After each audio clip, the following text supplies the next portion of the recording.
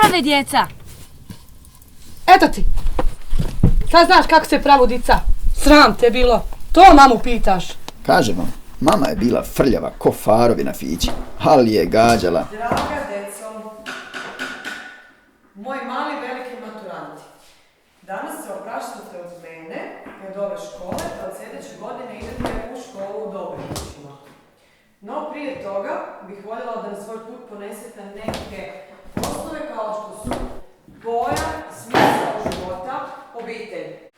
Ali pre nego započnemo s tom temom, recite vi meni...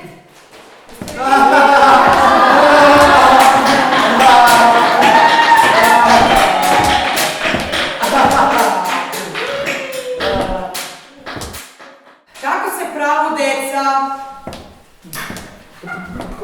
Pa što? Jam da ti ne znaš?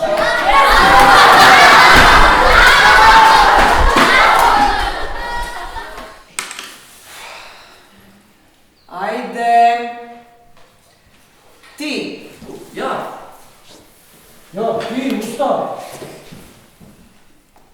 u drugarici učiteljice, pojam je pojam, ali ja o pojmu nemam pojma. Sedi, pametnjakoviću. Znam ja drugarice učiteljice. Nije ni čudo da je Beni jedini odlikaš u razredu. Pa hajde, Beni, onda nam odgovori. Dobro je, Beni, ne moraš vaditi, samo nam reci prvo slovo. K drugarice učiteljice, K.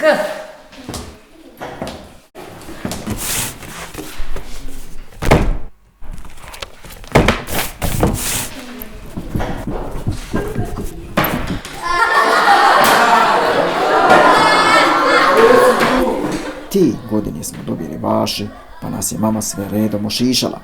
Tada sam se stidio, no mnogo godina kasnije čelavci su bili u modi. Nažalost, moja nova frizura ima gorko iskustvo. O Bože. Und Benni, weißt du immer noch nicht, wie man die Kinder zeigt? Sowas lernt man nie, oder?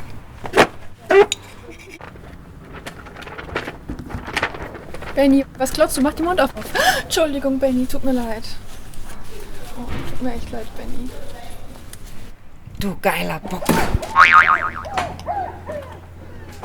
Hey, Frau Angeln. Sind Sie scharf auf Benni?